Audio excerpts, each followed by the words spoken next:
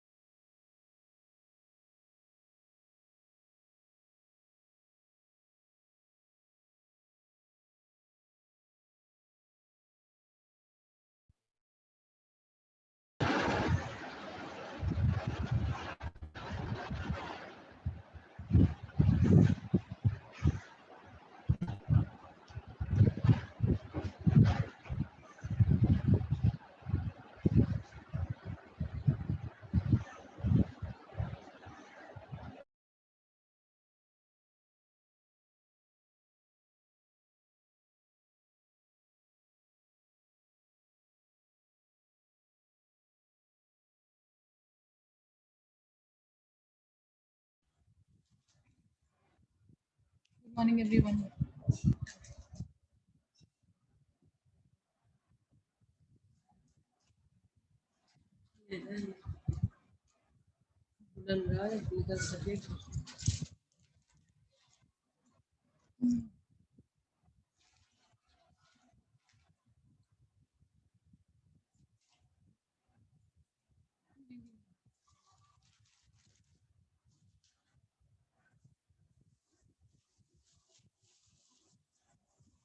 I hope you can see my screen now.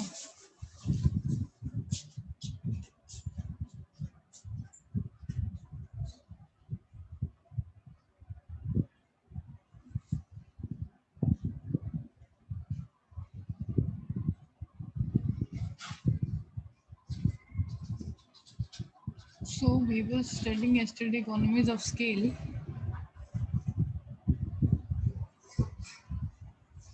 and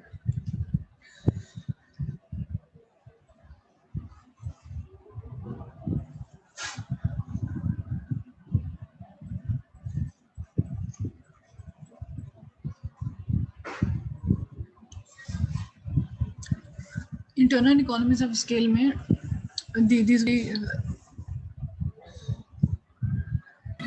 basically these were the points which we were discussing, and we started discussing the first point, which is technical. Give me just 1 minute.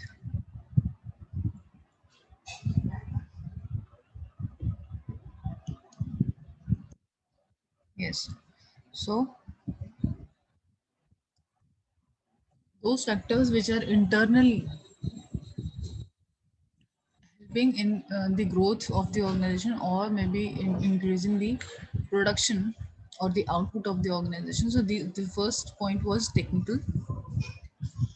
Because of any technicality, if we are able to enable the specialization, which means that the large organization which were working upon specialization thing, which were working upon division of labor, specialisation जो है वो division of labour से related है कि जब भी कभी हम अपने ह्यूमन कैपिटल को इस तरह से उनके वर्क को डिवाइड करते हैं, डिवीजन ऑफ लेबर का मतलब डिवाइड करते हैं उनके उनके काम के according, so that they get specialised in a particular area. किसी एक पर्टिकुलर एरिया में अगर वो स्पेशलाइज हो जाते हैं, एक्सपर्टीज उनकी हो जाती है कि वो काम एटलीस्ट बहुत अच्छे से करने लगते हैं. ये कब होता है? जब हम उनको एक छोटा कोई काम रिपीटेडली करने के लिए देते हैं, तो उनको प्रैक्टिस हो जाती है उस चीज़ की, और उस चीज़ में एक्सपर्टीज उनकी हो जाती है, या वो स्पेशलाइज हो जाते हैं. बट ये काम हमको तभी हमें करने हो सकता है ये काम जब हम डिवाइड करेंगे किसी भी पर्टिकुलर काम प्रोसेस को, डिवीजन करके स्टेप्स वाइज कर सकते हैं, या किसी भी फैक्टर को डिपेंड करके हम टोटल जो प्रोसेस का प्रोडक्शन प्रोसेस या किसी भी पर्टिकुलर काम को परफॉर्म करने का जो प्रोसेस है उसको स्पेशल छोटे छोटे पार्ट्स में डिवाइड करके फिर हम अगर काम असाइन करते हैं, अलॉट करते हैं ह्यूमन कैपिटल को, तो वो उसमें स्पेशलाइज हो जाते हैं. Because one person can do everything. अगर उसको ट्रेनिंग दिया जाए, सब कुछ किया जाए, लॉन्ग प्रोसेस भी वो कर सकता है, खुद ही सारे काम कर सकता है, बट उस लेवल से नहीं कर सकेगा जिस लेवल से कि एक एक्सपर्टीज अगर उसको किसी काम में हो जाती है, और फिर सारे लोगों को अगर हम सिर्फ एक्सपर्टीज के हिसाब से हायर करते हैं पर्टिकुलर रोल में, तो जिस हिसाब से वो लोग काम करेंगे, एक पर्सन सारा काम नहीं कर सकता वैसे। इसीलिए डिपार्टमेंटेशन भी होता है। डिपार्टमेंट्स में भी फिर फर्दर सेक्शंस हो जाते हैं कि डिपार्टमेंट्स में भी ये रूल है, ये इस डिपार्टमेंट के फंक्शंस हैं, डिफरेंट फंक्शंस हैं, और उन फंक्शंस के हिसाब से भी लोगों को काम अलॉट किया जाता है बिजनेस में। तो ये सब टेक्निकलिटीज हैं because of which we are able to, ये इंटरनल इकोनॉमीज हैं किसी भी ऑर्गेनाइजेशन की, क्योंकि हमारे हाथ में है, इंटरनली है, हमारी विद इन द ऑर्गेनाइजेशन में हो रहा है, और क्योंकि इकोनॉमीज हैं और डिस इकोनॉमीज नहीं है, तो ये कहीं ना कहीं हमको हेल्प कर रही हैं अपनी ऑर्गेनाइजेशन को ग्रो करने में, चाहे वो कैसे भी करें, या हम अपना आउटपुट इंक्रीज करके कर रहे हैं, प्रॉफिट को मैक्सिमाइज करके कर रहे हैं, कॉस्ट को कम करके कर रहे हैं, किसी भी तरह से हम कर रहे हैं, but we are growing. Machines can't be broken down to the smaller jobs. Indivisibility of the, क्या होता है कि जो मशीन्स है बेसिकली, जो machineries which we deploy basically in the within the organisation, machines, हमें ये भी देखना, because the technical things that whether we are able to break, जैसे हमने डिवीजन ऑफ लेबर तो कर दिया, कि हम डिवीजन ऑफ मशीनरीज भी कर पा रहे हैं, can we hire certain other can be any other option with us in the from the market wherein we can deploy certain machineries depending upon the division of the labor we have done or the specialized thing, कि एक particular person को अगर हमने specialise कोई काम दे दिया, तो क्या उसको हम वो मशीनरी भी उसके स्पेशलाइजेशन के अकॉर्डिंग दे पा रहे हैं कि नहीं दे पा रहे हैं। उसको मशीनरी तो ऐसी नहीं दी हुई है हमने कि वो स्मॉलर जॉब नहीं कर पा रही हैं। जनरली ऐसा होता ही है कि machine will be made to perform anything and everything, but from that machinery only one work can be done at one time, then maybe the other things which a machinery can perform are being underutilized. So that also we have to see because this is our technical internal economy thing, so we should be knowing that how the machineries or the any other fixed assets or the factors should be used in a proper manner. Principle of multiple firms using more than one machine with different capabilities are more efficient. There are certain companies, in order to grow, what they do is they what they do is they deploy certain machineries which are basically useful, or maybe they have the different capabilities to perform anything, and all the time they're being occupied for one thing or the other, and can be utilized by different people for different capabilities, but it is all up to us and how we will be using it in a more efficient manner, किस तरह से हम efficiently use कर सकते हैं। क्योंकि एक machinery से अगर हम 10 काम मशीन कैपेबल है करने के, तो क्या हम उस मशीनरी से 10 जो उसकी कैपेबिलिटीज़ हैं वो हम अपने अपने ह्यूमन कैपिटल से ले पा रहे हैं कि नहीं ले पा रहे हैं। It is all again internal factor, we can use it as economy also in order to grow the organization. Increase dimensions, bigger containers can reduce average cost. अच्छा, ये सब टेक्निकल में हम क्यों ला रहे हैं, because this is somehow involving a little of the expertise, that is why we are putting the word technical in this. जैसे कि bigger containers can reduce average cost. Suppose हम कंटेनर्स क्या हो गए जिनमें कि प्रोडक्ट जाते हैं भी पैक होके, या रॉ मटेरियल भी अगर आ रहा है किसी बिगर कंटेनर्स में, रॉ मटेरियल आ रहा है जहाँ से जिसको हमें अभी फर्दर प्रोसेस करके प्रोड्यूस करना है कुछ गुड, तो वो चीज़ भी तो, या अगर हम इकट्ठा कुछ मंगा रहे हैं बहुत ज़्यादा अमाउंट में, या इकट्ठा हम कुछ अपना फिनिश गुड को मार्केट में पहुंचा रहे हैं बिगर कंटेनर्स में, वो हमारे लिए एवरेज कॉस्ट जो है उस चीज़ की फिर वो कम हो जाएगी। क्योंकि एक है कि अगर हम सपोज कुछ स्मॉलर यूनिट्स हैं हमारे फिनिश प्रोडक्ट्स के, वो हम छोटी छोटी गाड़ी में बहुत सारी टाइम्स हमको भेजना पड़ रहा है, या हमारे पास कंटेनर्स छोटे छोटे, हमने पैकेजिंग छोटे छोटे स्लॉट्स की है, उसमें एक पैकेज में सपोज 10 या 20 यूनिट्स ही हैं। दूसरा है बिगर कंटेनर जिसमें कि हम 100 200 यूनिट्स ऑफ दी प्रोडक्ट्स रख के उनको मूव कर सकते हैं मार्केट में। तो जो ज़्यादा अमाउंट ऑफ प्रोडक्ट्स हैं, बिगर कंटेनर्स हैं, जो एक साथ ही एक ही गाड़ी में या एक ही इंफ्रास्ट्रक्चर को यूज़ करते हुए हम अगर उनको मार्केट में पहुंचा रहे हैं, तो हमारे लिए ओवरऑल कॉस्ट उसकी कम हो जाएगी। ऑब्वियसली एक गाड़ी would be able to help us to make good amount of, or the good huge number of the units as the finished goods move out of the business to the market, जहाँ जो point of cell है वहाँ पर outlets पे पहुँचाना। तो ये सब हमारा इंटरनल मैटर है हम इसको किस तरह से हैंडल करते हैं और देख सकते हैं हम इसको कि हम एफिशिएंटली कैसे यूज़ करें कि हमारी मशीनरीज भी एफिशिएंटली यूज़ हो रही हैं, हमारा ह्यूमन कैपिटल भी एफिशिएंटली यूज़ हो रहा है, हम अपनी एवरेज कॉस्ट किस तरह से कम कर पा रहे हैं। और अगर हमारे पास कुछ ऐसी मशीनरीज हैं जो कि कैपेबिलिटीज़ एक काम से ज़्यादा को करने की रखती हैं, तो हम उनको एफिशिएंटली कैसे यूज़ कर सकते हैं। ऐसा नहीं हो कि एक टाइम में एक काम अगर परफॉर्म हो रहा है तो दूसरा काम उस मशीनरी से हम ले ही नहीं पा रहे हैं या उसको यूज़ नहीं कर पा रहे हैं या इनएफिशिएंट है हम यूज़ करने में। तो ये सारी चीज़ों पे अगर हम काम करें तो हम इसको as towards the growth of our organisation we can use all these points. Commercial क्या हो गया, इंटरनल इकोनॉमी है ये भी। Large firms can negotiate favourable prices as a result of buying in bulk.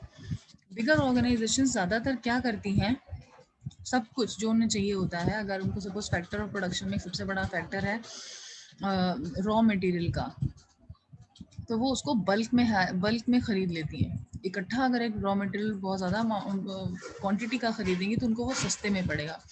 अगर ओवरऑल रॉ मटेरियल हमको कहीं से सस्ते में मिल रहा है और ज़्यादा अमाउंट में मिल रहा है तो हम इकट्ठा अगर खरीद लें, क्योंकि हमें तो ज़रूरत है इस साल नहीं तो अगले साल कुछ ना कुछ करके। तो अगर नेक्स्ट ईयर में हमको वो चीज़ बहुत एक्सपेंसिव मिलने वाली है और आज ही हमको वो बल्क में हायर करने में थोड़ा सस्ता मिल रहा है, तो हमारा ओवरऑल कॉस्ट जो हो गया पर यूनिट वो कम हो जाएगा, क्योंकि हमने तो एक चीपर कॉस्ट में लिया है हमारा कुछ भी रॉ मटेरियल भी हो सकता है या वो एनीथिंग अदरवाइज ऑल्सो। तो कमर्शियली हमारा इंटरनल इकोनॉमी क्या हो गया, ग्रोथ के लिए टुवर्ड्स ग्रोथ क्या फैक्टर होगा। कमर्शियल के लार्ज ऑर्गेनाइजेशंस क्या करती हैं, अपना फेवरेबल प्राइस में बल्क में खरीद लेती हैं इकट्ठा अपना रॉ मटेरियल या कुछ भी, सो दैट उनका ओवरऑल कॉस्ट वो कम हो जाए। लार्ज फर्म में have the advantages in keeping prices higher because of their market value. एक तो फैक्टर कमर्शियल ये हो गया लार्ज ऑर्गेनाइजेशंस के लिए कि उन्होंने इकट्ठा बल्क में खरीद लिया, कॉस्ट कम पड़ गई रॉ मटेरियल के हिसाब से, और उसको जो हम प्रोडक्ट को प्रोड्यूस कर रहे हैं उसको प्रोडक्शन की जो कॉस्ट है, कॉस्ट भी कम होगी, ओवरऑल कॉस्ट कम होगी पर यूनिट। और क्योंकि लार्ज ऑर्गेनाइजेशन से उनका मार्केट में अच्छा वैल्यू है, मार्केट वैल्यू और ब्रांड वैल्यू और गुडविल है, लोग उन्हीं से ज़्यादा पैसे से में भी खरीदना चाहते हैं प्रोडक्ट्स या खरीद लेते हैं प्रोडक्ट्स, तो उस मार्केट वैल्यू की वजह से वो हाई प्राइस भी रख देते हैं। रादर की कोई छोटी ऑर्गेनाइजेशन है जो कि लोकल, अभी उसका ब्रांड बहुत ज़्यादा रिकग्निशन नहीं हुआ, मार्केट में रिकग्नाइज नहीं हुआ, रिकग्निशन नहीं है, ब्रांड वैल्यू नहीं है, तो वो बेचारा एक तो महंगे में प्रोडक्ट बनाएगा भी, कॉस्ट भी हाई रहेगी उसकी क्योंकि इकट्ठा नहीं खरीद सकता कुछ भी रॉ मटेरियल या कुछ भी, और वो महंगा खरीदेगा, अगर कम खरीदेगा तो उसका कॉस्ट भी ज़्यादा हो गया और मार्केट में जिस प्राइस पे बेचेगा वो भी उसको कम रखना पड़ेगा। ऐसा तो नहीं है कि वो बहुत हाई प्राइस जो ब्रांडेड चीज़ें मार्केट में बिक रही हैं जिनका कि मार्केट में पावर है या वैल्यू है, उसके हिसाब से वो प्राइस भी नहीं रख पाएगा, तो एक तो कॉस्ट हाई हो गया, प्राइस भी कम हो गया, उसका प्रॉफिट मार्जिन बहुत कम हो गया। लेकिन लार्ज फर्म्स के पास ये दोनों ही बेनिफिट हैं कि वो इकट्ठा खरीद सकते हैं क्योंकि पैसा है, तो रॉ मटेरियल उन्होंने सस्ता खरीदा और मार्केट प्राइस को बहुत हाई रखा और बहुत ही अच्छा प्रॉफिट अर्न कर लिया। प्राइस होता है जिस पर हम प्रोडक्ट को बेचते हैं, उसमें हमारा प्रॉफिट ऐड होता है। कॉस्ट होता है जिस पैसे पर हमने लगा कर कुछ अपना पैसा लगाकर उस चीज़ को तैयार किया है कि इसको बनाने में इतना पैसा तो कम से कम लगेगा। अब उसके ऊपर हम कितना प्रॉफिट अर्न करना चाहते हैं वो ऐड करके हम मार्केट पे जो प्राइस आता है वो प्राइस हम उसमें हमारा प्रॉफिट ऐड होता है। Cost plus profit is equal to price और द रेवेन्यू। फाइनेंशियल क्या होता है, large firms are able to negotiate cheaper finance deals. ये सेम चीज़ हो गई कि चीपर फाइनेंस जो भी कुछ पैसे से रिलेटेड कुछ भी डील्स उन्हें करनी है, वेदर रॉ मटेरियल का हो गया, वेदर ह्यूमन कैपिटल भी हो गया, अगर उन्हें कोई पर्सन हायर भी करना है अच्छे स्किल्स का है कुछ है। बहुत बार क्या होता है कि एक बड़ी ऑर्गेनाइजेशन में काम करने के लिए एक पर्सन थोड़े कम पैसे में भी रेडी हो जाता है काम करने, अच्छा मेरे को बड़ी कंपनी का में काम करने का एक्सपोजर मिलेगा, एक्सपीरियंस मिलेगा एंड ऑल दैट, तो वो नेगोशिएट ईजिली कर पाते हैं क्योंकि उनका मार्केट वैल्यू है, लोग उनके साथ काम भी करना चाहते हैं, लोग उनके प्रोडक्ट्स को भी खरीदना चाहते हैं। ऑलरेडी बहुत सारा काम हो चुका होता है जो कि कई सालों में उन्होंने इनिशियली स्ट्रगलिंग ईयर्स में किया होता है। ऐसा नहीं कि उनको एकदम से मिल गया, कुछ ना कुछ मेहनत उन्होंने उस टाइम पर भी की। तो लार्ज फर्म्स लार्ज बनी इसलिए हैं क्योंकि उन्होंने इनिशियली बहुत ज़्यादा एफर्ट किया है, and then they are also able to be more flexible about finance, share options, right issues, बहुत सारी चीज़ों में वो फ्लेक्सिबल होती हैं। जब चाहिए मार्केट से पैसा उठा सकते हैं शेयर मार्केट में, जो ऑलरेडी गुडविल क्रिएटेड फर्म्स हैं जिनका ऑलरेडी मार्केट में नाम है, लोग उन्हें पैसा भी अपना इन्वेस्ट करने में इजीली इंटरेस्टेड होते हैं क्योंकि उनको लगता है कि ये कंपनी के पास नाम अच्छा है, प्रॉफिट अच्छा अर्न करती है, हमको भी डिविडेंड अच्छा देगी, इंटरेस्ट अच्छा देगी और रेगुलर हमारी एक इनकम हो जाएगी, तो वो भी अपना इन्वेस्टमेंट करते हैं। तो लार्ज फर्म्स के पास एक ये भी चीज़ बहुत फ्लेक्सिबल होती है कि जब वो चाहते हैं मार्केट से पैसा उठाना तब वो पैसा भी उठा सकते हैं। Large firms able to utilise the skills of merchant banks to arrange finance. बहुत सारे बैंक्स हैं जो सिर्फ यही काम कर रहे हैं, और इनफैक्ट बैंक्स की इनकम क्या होती है, बैंक्स की इनकम ही ये है कि वो इंटरेस्ट अर्न करें, पैसा वो ज़्यादा से ज़्यादा लोन कहीं ना कहीं दें, क्योंकि पैसा ही उनका पैसा एसेट जो है बैंक्स के पास, वो क्या है, एक आदमी से पैसा लेके दूसरे उस आदमी को देती है जिसके पास ज़रूरत, जिसको पैसे की कमी है। आज किसी के पास पैसा बहुत ज़्यादा, मेरे पास सेविंग्स बहुत ज़्यादा, तो मैंने वो बैंक को दे दिया, मेरे पास एक्स्ट्रा पैसा है, मुझे उससे इंटरेस्ट अर्न करने मिल रहा है, तो मैंने तो वो पैसा अपना वहाँ सेव कर दिया। लेकिन उस पैसे से उन लोगों को जिनको शायद इन्वेस्टमेंट की ज़रूरत है या उतना पैसा नहीं है, या किसी भी वजह से पैसा चाहिए, किसी रीज़न से घर खरीदना है या कोई भी ऐसी रिक्वायरमेंट आ जाती है, कोई ऐसी इमरजेंसी आ जाती है, किसी के पास मेडिकल इमरजेंसी, तो लोग बैंक के पास ही जाते हैं क्योंकि वही एक बीच का मीडिएटर है जो कि एक्सेस जिनके पास पैसा है उनसे लेके जिनके पास पैसा कम है उनको देता है। And bank is also earning. तो large firms are able to utilise दो स्किल्स कि वो अपने मर्चेंट बैंक्स जो हैं उनसे अपना पैसा भी इकट्ठा इजीली मिल पाए। हर किसी को तो बैंक नहीं दे पाता, but because bank checks the capacity of the person also, whether the person can repay the loan और नॉट। तो लार्ज फर्म्स के पास तो कैपेबिलिटी होता है, तो इजीली वो वहाँ से भी अपना जो है फाइनेंस अर्न कर पाते हैं।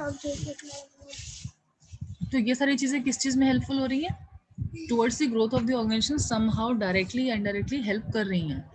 देन होता है managerial use of specialist accountants, market people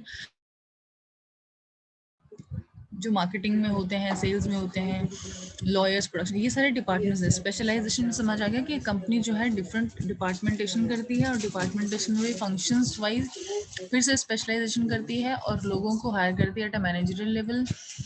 तो मैनेजमेंट जो होती है कंपनी में, किसी भी कंपनी में मैनेजमेंट टॉप, मिडिल और लो लेवल मैनेजमेंट होती है, जिसमें कि एग्जीक्यूटिव से लेकर right from the executives to the directors, ये सब कुछ मैनेजमेंट का ही पार्ट होते हैं। The person who is at the low level, जो एग्जीक्यूटिव है, he is not part of the top management, but because he is part of the business, he is part of the team in the organization, तो कहीं ना कहीं वो management का part है, चाहे लो मैनेजमेंट का ही हो।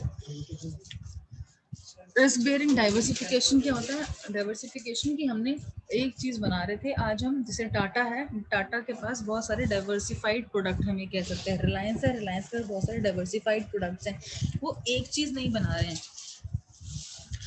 और एक जैसी चीजें भी नहीं बना रहे हैं, मतलब they are producing all together different products. कहाँ Tata is also producing salt, at the other end it is also producing vehicles, four wheelers, automobile, luxury gaadiyan, it is also into the hotel industry, serving the most luxurious hotels of the world, right. तो ये सारे diversification हो गए और वो risk bearing का part होता है। रिस्क बियरिंग का पार्ट कैसे, कि जो आदमी रिस्क नहीं ले सकता वो ज़्यादा डाइवर्सिफाइड बिजनेस में भी नहीं जा सकता। पैसा जिसके पास, एक तो रिस्क टेकिंग फैक्टर नहीं है और पैसा भी नहीं है, प्रॉफिट्स भी नहीं है। अगर एक डिवीजन से प्रॉफिट अर्न करा तभी आपके पास, आपने रिटेन किया और आपने कुछ नया स्टार्ट करने का सोचा और फिर आपने स्टार्ट किया। Diversification is not possible where there is no risk bearing thing और आपके पास प्रॉफिट्स भी नहीं है अगर। तो then market across the regions और द कंट्रीज, रिस्क बियरिंग में एक ये चीज़ भी है इंटरनली कि हम इंटरनली अपना ग्रोथ जो है वो डिसाइड कर रहे हैं कि हम अपना मार्केट कहाँ रखेंगे, एक कंट्री में रखेंगे, एक स्टेट में रखेंगे, बहुत सारी कंट्रीज में रखेंगे, या एक कंट्री की बहुत सारी स्टेट्स में रखेंगे, कहाँ पर होगा। प्रोडक्ट रेंजेस, हमारे प्रोडक्ट की रेंज क्या है, रेंज इन द सेंस कि बहुत सारी कंपनीज क्या करती हैं कि एक ही प्रोडक्ट बना रही हैं, मतलब product is same but the quality is different. मतलब एक ही प्रोडक्ट है, सपोज मोबाइल बनाया और मोबाइल की रेंजेस रख दी उन्होंने, राइट फ्रॉम दी स्टार्टिंग से 5000 से लेकर 50,000 तक के इनके पास मोबाइल हैं, डिफरेंट मॉडल्स हैं, या आप उनको उन मॉडल्स को डिफाइन कर सकते हैं उनके फीचर्स के हिसाब से या उनकी क्वालिटी के हिसाब से, और फिर वो रेंज भी उनकी अकॉर्डिंगली बन जाती है कि प्रोडक्ट रेंज मतलब उसका पैसा कितने पैसे की रेंज में वो प्रोडक्ट जो है it will be given in the market or the profit will be earned on that. ठीक है, R&D is research and development.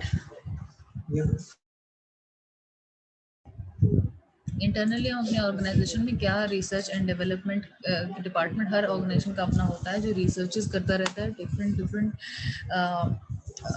मतलब बिहेवियर्स में अदरवाइज, और what ever process the company is following, किसी प्रोसेस को हम बेटर कैसे कर सकते हैं, किसी प्रोसेस को हम चीपर कैसे बना सकते हैं, so that we are earning more and more profit. This is also coming under risk bearing factor, which is internal economy of scale. Internal economies of scale हम अभी तक पढ़ रहे थे. Now external economies of scale, वो सारे advantages जो हमारे पास एक बिजनेस के पास है अवेलेबल, लेकिन अब इंटरनल तो था ये सारा जो हमने अभी तक पढ़ा, रिस्क बियरिंग तक सारा कुछ टेक्निकल और जो भी हमने पहले की सारे पॉइंट्स पढ़े वो सब हमारे पास एडवांटेजेस थे अपनी ऑर्गेनाइजेशन को ग्रो करने के लिए. हमारी विद इन द ऑर्गेनाइजेशन जो चीज़ें थी वो इंटरनल इकोनॉमीज ऑफ स्केल हो गई. एक्सटर्नल इकोनॉमीज ऑफ स्केल के हमारी ऑर्गेनाइजेशन के अंदर ये चीज़ें नहीं है, बट फिर भी हमें कुछ ना कुछ हेल्प होता है हमारे बिजनेस में, और ये हमें एक्सटर्नली अवेलेबल है. एक्सटर्नली मतलब हो सकता है हमारी इंडस्ट्री में हो बट हमारी कंपनी में ना हो. फर्म और कंपनी और इंडस्ट्री, इसका डिफरेंस हमें इस तरह से पता चलेगा कि इंडस्ट्री होती है एक bigger, it's a broader concept, like travel industry, like automobile industry, hospitality industry. तो उसमें बहुत सारे एक इंडस्ट्री के अंदर बहुत सारी कंपनीज या फर्म्स आ जाती हैं.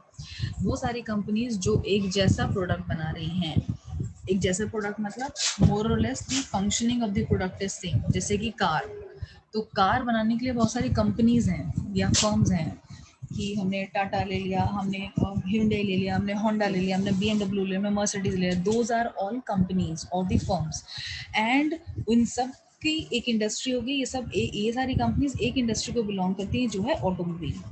इनकी इंडस्ट्री कौन सी होगी? ऑटोमोबाइल इंडस्ट्री होगी. ठीक है, तो जनरली हम बात करते हैं ना ऑटोमोबाइल इंडस्ट्री डाउन चल रहा है अभी, यानी कि अभी कार्स का मार्केट अप नहीं है, कोई कार्स नहीं खरीदना चाह रहा मार्केट में, का मतलब ऑटोमोबाइल इंडस्ट्री अभी पूरी डाउन है, पूरी इंडस्ट्री डाउन है. मतलब किसी की गाड़ियां नहीं बिक रही तो किसी की भी नहीं बिक रही, बिकॉज अभी लॉकडाउन में कितना automobile industry was also down, because nobody was moving out of home, nobody was buying cars also.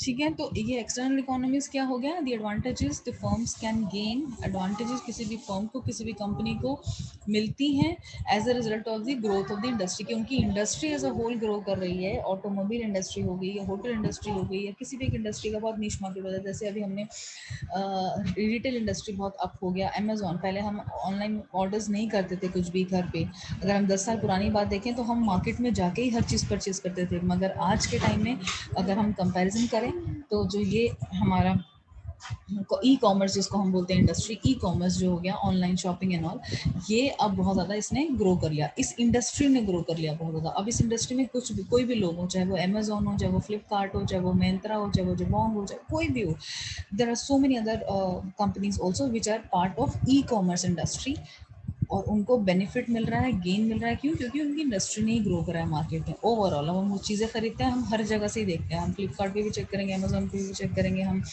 Snapdeal पे भी चेक करेंगे, हम शॉपक्लूज पे भी check, there are so many things. तो वो इंडस्ट्री ही अगर कुछ हमारी ग्रो कर रही है, उसकी वजह से अगर हमारी कंपनी को कुछ फ़ायदा हो रहा है, वो एक्सटर्नल इकोनॉमीज ऑफ स्केल हो गया.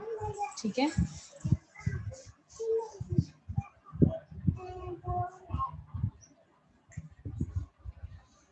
जैसे कि supply of skilled labour. Skilled labour का सब, लेबर का मतलब है, यहाँ पे हम इकोनॉमिक्स में जब भी पढ़ रहे हैं तो लेबर का मतलब है ह्यूमन कैपिटल. ज़रूरी नहीं कि लेबर का मतलब सिर्फ low class people, it can be anybody. उनकी सप्लाई मार्केट में ह्यूमन स्किल्ड कैपिटल, स्किल्ड जो हमारी ह्यूमन कैपिटल है वो मार्केट में हमें जब जब हमें चाहिए तो मार्केट में अवेलेबल है. मतलब मुझे एक एक्सपर्टीज का पर्सन चाहिए who can perform so and so activity. उसको ये मशीनरी चलानी आनी चाहिए, उसको इतना पढ़ा लिखा होना चाहिए, उसको ऐसे बात करना आना चाहिए, उसको इतना ऐसे लिखना आना चाहिए, वो यूएस के लोगों से ऐसे बात कर ले. सपोज ये स्किल सेट है, और इस स्किल सेट का मार्केट में अगर मुझे ह्यूमन कैपिटल इजीली मिल रहा है, मुझे का मतलब किसी भी बिजनेस को, किसी भी फर्म को, तो ये क्या हुआ? एक्सटर्नल इकोनॉमी ऑफ स्केल हुआ. क्योंकि अगर नहीं होगा तो मेरे बिजनेस को हेल्प नहीं होगा, और क्योंकि ये एक्सटर्नली अवेलेबल है जब हमें चाहिए, तो ये कुछ ना कुछ हद तक हमारे लिए एडवांटेज है, so that we can gain anything and grow our firm also, because industry grow कर रही है. अब जो स्किल्ड लेबर मार्केट में अवेलेबल है, यानी कि जो हमारी कंपनी में अभी तक हमारे एम्प्लॉयज़ नहीं हैं मगर बन सकते हैं अगर हमें चाहिए होगा, तो ये कहाँ से आ रहे हैं? दूसरे लोग, दूसरी कंपनी से आ रहे हैं जो हमारी इंडस्ट्री के. हम बोलते हैं ना सेम इंडस्ट्री का एक्सपीरियंस हो, तो यानी कि उस पर्सन ने दूसरी कंपनी में जाकर अगर कुछ लर्न किया और वहाँ से उसके स्किल सेट को रिफाइनमेंट मिला, या उसका स्किल अच्छा हो गया, बेटर हो गया, एक्सपीरियंस मिल गया, कुछ ऐसी चीज़ें हो सकती हैं जो उसने वहाँ पर लर्न की, हम अपनी कंपनी में ना फॉलो कर रहे हैं, लेकिन हमारी इंडस्ट्री है वो सेम, दूसरी कंपनी जहाँ पर वो काम कर रहा है सेम इंडस्ट्री से, वो आके शायद हमको और हेल्प कर सकता है कि अच्छा वहाँ पर ऐसा होता है, we can also, he can share certain ideas which we might not be following, कहीं और हो रहे हैं, वो हमें आकर अपना वो दे सकता है। तो ये भी एक तरह से एक्सटर्नली अवेलेबल है ये ऑप्शन हमारे लिए टू ग्रो, कि स्किल्ड लेबर मार्केट में है, supply of them is available. ठीक है। रेप्यूटेशन, रेप्यूटेशन क्या होता है?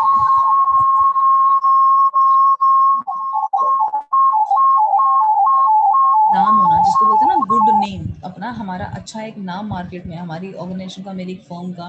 जैसे मर्सिडीज है, एवरीबडी वुड वांट टू, कोई मर्सिडीज को भी जाकर वेरीफाई नहीं करेगा कि इसका प्रोडक्ट अच्छा होगा कि नहीं होगा। वी नो इट, क्यों? क्योंकि Mercedes has build its reputation, market में गुडविल इतना अच्छा है कि हर कोई उसकी कार को लेने का ड्रीम रखता है, लेना चाहता है।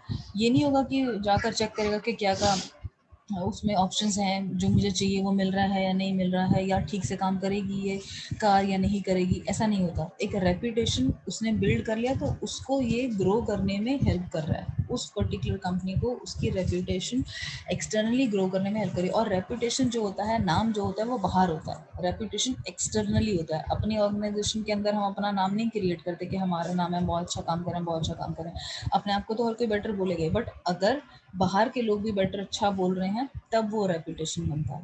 तो इसलिए ये रेप्यूटेशन जो है एक्सटर्नल इकोनॉमीज ऑफ स्केल में आ रहा है, इंटरनल में नहीं आया। Local knowledge and skills, local का मतलब यहाँ पे है कि related to our firm, related to our industry. कोई भी पर्सन जो दूसरी इंडस्ट्री में काम कर चुका है और वो किसी दूसरी इंडस्ट्री में अब आ रहा है, सपोज आईटी इंडस्ट्री में किसी को एक्सपीरियंस है बहुत ज़्यादा, चाहे वो किसी भी चीज़ का हो, और वहाँ पर वो बहुत अच्छा परफॉर्मर था, सब कुछ बहुत अच्छा था, उसको एक्सपीरियंस भी बहुत रिच है, 10 ईयर्स 20 ईयर्स का एक्सपीरियंस है, ऑटोमोबाइल इंडस्ट्री में था, उसको कुछ नहीं आता, तो वो उसके लिए, इसका मतलब वो लोकल नॉलेज उस पर्टिकुलर इंडस्ट्री के लिए उसके लिए पुअर है। तो इट डिपेंड्स कि लोकल नॉलेज भी हमको चाहिए और स्किल्स जो डिपेंडिंग अपॉन आर इंडस्ट्री है, डिपेंडिंग अपॉन आर जो यूजफुल हमारी कंपनी में होगा, जो हमारे ही फर्म में यूजफुल होगा, वो नॉलेज और स्किल्स हमको चाहिए। अगर मार्केट में अगर अवेलेबल है तो एक्सटर्नल इकोनॉमी। इंफ्रास्ट्रक्चर, इंफ्रास्ट्रक्चर होता है जो हमारी ऑर्गेनाइजेशन में काम करने के लिए हमको चीज़ें हेल्प तो कर रही हैं, लेकिन वो हमारी ऑर्गेनाइजेशन की नहीं है, दूसरों से हमें लेकर हेल्प करना पड़ रहा है। फॉर एग्जांपल, अगर हम बिजनेस कर रहे हैं तो हमें फ़ोन्स की ज़रूरत पड़ सकती है, मोबाइल फ़ोन्स की ज़रूरत पड़ सकती है, सिम की ज़रूरत पड़ सकती है, और सिम और उन सब चीज़ों को यूज़ करने नेटवर्क की ज़रूरत पड़ सकती है, या हमें अपने प्रोडक्ट्स को मंगवाने के लिए गाड़ियों की ज़रूरत पड़ेगी। इंफ्रास्ट्रक्चर मतलब कहाँ किस में बैठ लोड होकर आएगा हमारा सामान, या हमने जो प्रोडक्ट्स मंगाएंगे उस प्रोडक्ट्स को मार्केट तक पहुँचाने के लिए भी हमें व्हीकल्स की ज़रूरत पड़ेगी। ये सब चीज़ें होगी इंफ्रास्ट्रक्चर। तो क्या हम अपना, अब अगर हमें फ़ोन की ज़रूरत है, क्या हम पहले अपनी फ़ोन की कंपनी स्टार्ट करेंगे, कि पहले हम फ़ोन बनाएंगे 10 20 50 फिर हम यूज़ करेंगे? नो। अगर हमारा प्रोडक्ट कुछ और है और हम गाड़ियाँ नहीं बनाते, तो क्या हम पहले अपने यूज़ के लिए गाड़ियाँ बनाएंगे फिर हम उनको यूज़ करेंगे? नो।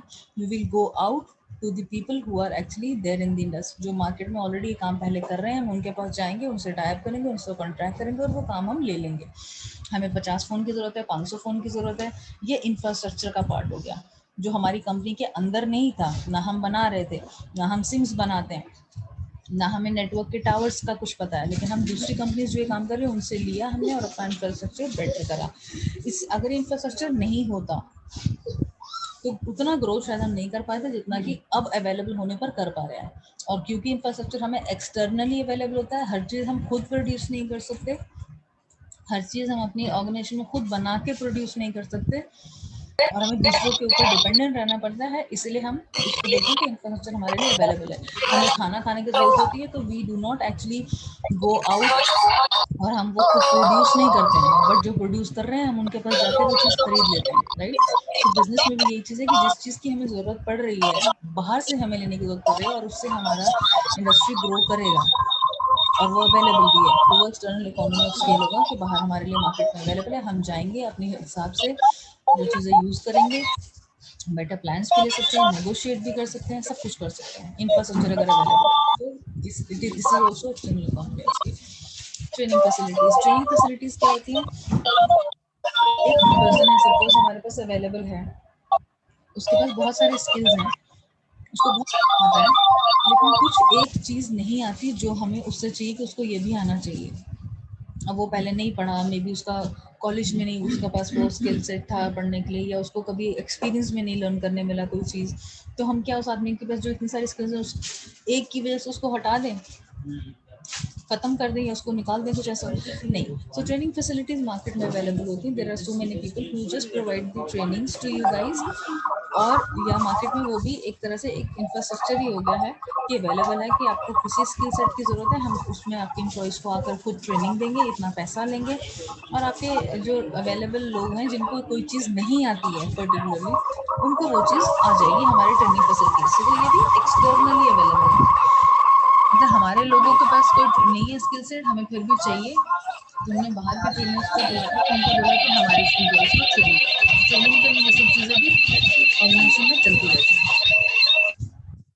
किसी भी इकोनॉमी में, अगर हम इकोनॉमी की एज अ कंट्री बात करें, बहुत सारी चीज़ें हैं। For example this metro, if you talk about this Delhi metro project, ये प्रोजेक्ट इनिशियली किसी इंडियन ने नहीं करा, ठीक है। ये जो मेट्रो के जो कंपार्टमेंट जिसमें हम ट्रैवल करते हैं, ये इंडिया में नहीं बनाए गए, लेकिन हमें चाहिए थे, तो हमने ये पर्टिकुलर स्किल कहाँ से, ये हमने इम्पोर्ट कर लिया, दूसरी कंट्री से इम्पोर्ट कर लिया, हमने दूसरी कंट्री से डायरेक्ट कर लिया, उनको बोल दिया ठीक है तुम यहाँ पे आके काम हमारा कर दो, हम तुम्हें इतना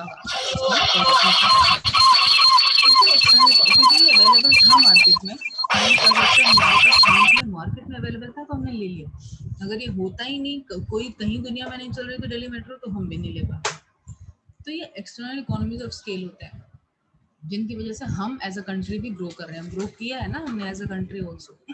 सो in the similar fashion this all things are also applicable on the business also, कि जो चीज़ हमें अपने बिजनेस से बाहर से मिल रही है और हेल्प कर रही है हमें ग्रो करने में, वो सब हमारे एक्सटर्नल इकोनॉमीज ऑफ स्केल है।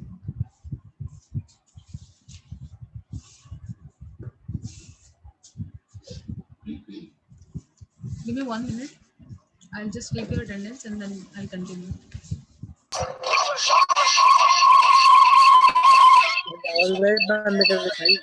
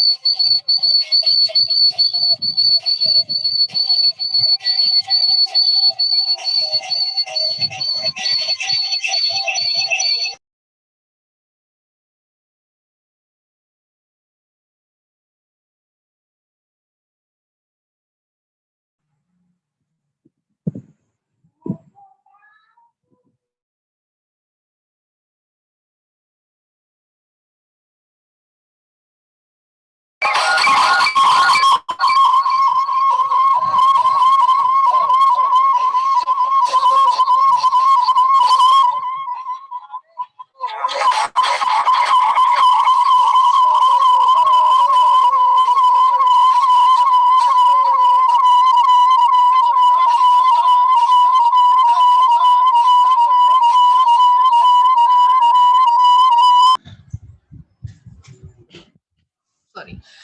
तो ये हमने जो पढ़ा, ये सारे फैक्टर्स थे इकोनॉमीज ऑफ स्केल दोनों चीज़ों का। या तो इंटरनली हमारे पास जो हमारे विद इन द ऑर्गेनाइजेशन हमारे पास पॉइंट्स अवेलेबल हैं, बेटर एडवांटेजेस जिसकी वजह से हम ग्रो कर रहे हैं, या एक्सटर्नली वो सारे पॉइंट्स जो हमारे पास अवेलेबल है और हमें ग्रो करने में हेल्प कर रहे हैं, ठीक है। जो चीज़ एडवांटेज के तौर पर यूज़ हो रही है और हमें ग्रो करने में हेल्प कर रही है, वो इकोनॉमीज ऑफ स्केल होगा, इकोनॉमीज ऑफ स्केल। और जो ऐसे फोर्सेज हैं जो कि हमें नहीं उतना हेल्प कर रहे कि हम ग्रो कैसे करें, कुछ है या रोक रहे हैं, वो डिस इकोनॉमीज हो जाएंगे, वो हम आगे पढ़ेंगे अभी। लेकिन अभी हमने क्योंकि इकोनॉमीज कवर कर लिया, तो इकोनॉमीज में भी कुछ ना कुछ लिमिटेशंस, कुछ प्रॉब्लम्स हैं। लिमिटेशंस का मतलब डिसएडवांटेजेस, एडवांटेजेस हमने पढ़ ली सारी हर चीज़ की, इंटरनल और एक्सटर्नल इकोनॉमीज क्या होती हैं वो, और उनके एडवांटेजेस पढ़ लिए। लिमिटेशन क्या होता है, अभी हम 2-4 पॉइंट्स देख लेते हैं। प्रॉब्लम्स ऑफ मैनेजमेंट, मैनेजमेंट की हमेशा कुछ ना कुछ थोड़ी बहुत इश्यूज, वर्क जब तक काम होता रहेगा तब तक प्रॉब्लम्स रहेंगी, हर लेवल पे रहेंगी। जो जूनियर्स हैं वो हमेशा अपने सीनियर्स से हैप्पी नहीं होंगे, सीनियर्स हैं वो अपने जूनियर्स से हैप्पी नहीं होंगे, और ये विद इन द ऑर्गेनाइजेशन हमेशा चलता रहेगा, हमेशा। It can not be resolve, there are certain things which can not be resolve, there are certain you can say behavior of humans वो हम कंट्रोल नहीं कर सकते, क्योंकि ह्यूमन एक ऐसे कैपिटल है जिसको हम अपने कंट्रोल में नहीं कर सकते। हम लोगों को क्या सोचते हैं, लोग किस तरह से सोचते हैं, कैसे परफॉर्म करते हैं, कैसे बिहेव करते हैं, कैसे बात करते हैं और कैसे काम करते हैं, ये सब कुछ हम हर किसी का कंट्रोल नहीं कर सकते हैं। एक बार को हमने ट्रेनिंग देकर कंट्रोल कर भी लिया तो क्योंकि इंसान ह्यूमन कैपिटल है basically, the human people, human factor, वो उनका बिहेवियर बहुत सारी चीज़ों पर डिपेंड करता है। Maybe they are involve in their other things also, उनकी personal life if the things are not right they will be creating problem in their official life also. So एक ही problem है जो इसका कि management के अंग problem रहेगा, ये एक लिमिटेशन है इकोनॉमीज में। हम चाहे कितना भी कुछ भी कोशिश कर लें बेटर करने की, बट टू सर्टेन एक्सटेंट हम 100% प्रॉब्लम्स को अवॉइड नहीं कर सकते, हम कम तो कर सकते हैं। Maintaining effective communication, effective communication नहीं मेंटेन होता ऑर्गेनाइजेशन में। एक मैनेजर ने कुछ बात अपने जूनियर को बोली, मुझे ऐसे चाहिए, ये पॉइंट्स हैं, 10 पॉइंट्स हैं, ऐसे ऐसे काम करके मुझे दे देना। वो 10 में से शायद उसने 8 ही सुने और 6 ही उसको याद रहे और उसने 4 ही करे, या उसको 4 पॉइंट बिल्कुल समझ ही नहीं आया। क्यों? क्योंकि इफेक्टिव कम्युनिकेशन नहीं हुआ। मेल पर डाल दिया कि मुझे ये चीज़ चाहिए, डिटेल में नहीं डाला कि क्या क्या चाहिए था। इफेक्टिव कम्युनिकेशन नहीं हुआ, चाहे वर्बल हो, चाहे रिटन हो, चाहे वो टॉप से डाउन आ रहा हो या डाउन से अपवर्ड्स जा रहा हो, कैसा भी कम्युनिकेशन है वो इफेक्टिव हम नहीं कर पा रहे हैं अगर, ये भी हमारी एक लिमिटेशन होती है which actually hampers the growth. Coordinating activities often across the growth, coordination जो होता है कि हम जो भी काम कर रहे हैं ना, हम सिर्फ अपनी ऑर्गेनाइजेशन के अंदर तो काम नहीं कर रहे हैं, हमें बाहर वाले लोगों से भी काम करने की जरूरत पड़ती है। बहुत बार अपनी ऑर्गेनाइजेशन में से बाहर जाना पड़ता है, दूसरी कंपनीज के लोगों से जाकर बात करना पड़ता है, और कई बार ऐसा होता है दूसरी कंट्रीज के लोगों से भी जाकर बात करना पड़ता है। दूसरी कंट्रीज के लोगों का कम्युनिकेशन में लैंग्वेज का प्रॉब्लम आ सकता है, टाइम का प्रॉब्लम आ सकता है कि हम यहाँ पे सपोज मॉर्निंग है, वहाँ पे नाइट है, हम किस टाइम पर किससे क्या कॉन्वर्जेशन करेंगे, तो वो सब कोऑर्डिनेशन में भी प्रॉब्लम आता है। Demotivation and the alienation of staff, motivate करना स्टाफ को बहुत बड़ा फैक्टर होता है। मोटिवेटेड नहीं रहते हैं लोग, छोटा सा कुछ भी बात उनके हिसाब से नहीं हुई अगर ऑर्गेनाइजेशन में, तो वो इमीडिएटली डिमोटिवेट हो जाते हैं। वो बोलते हैं ठीक है जी, हम तो करेंगे नहीं, ऐसे काम कर लो अपने आप। बहुत सारी यूनियंस होती हैं, लोग छोटे छोटे लेवल पे अपनी यूनियन बना लेते हैं, इकट्ठा करके स्ट्राइक कर देते हैं अगेंस्ट मैनेजमेंट। ये सारी चीज़ें हैं, तो इस स्टाफ को कहाँ पर अलाइन करना है, सब हमें देखना पड़ता है। ओनरशिप और कंट्रोल के बीच में नेक्स्ट लिमिटेशन है, ओनरशिप और कंट्रोल अगर हमारा ठीक नहीं है कि हमने मालिक किसी और को बना दिया है, अथॉरिटी किसी और को दे दी, कोई और मालिक है और अथॉरिटी किसी और को दे दी, तो भी प्रॉब्लम होता है। तो ये सारी लिमिटेशंस हैं हमारी, डिसएडवांटेजेस हैं इकोनॉमीज ऑफ स्केल की। कल हम डिस इकोनॉमी ऑफ स्केल पढ़ेंगे, उसके भी 2 पार्ट्स हैं, इंटरनल और एक्सटर्नल, कल या जो भी नेक्स्ट क्लास होगी उसमें। Thank you everyone, bye bye.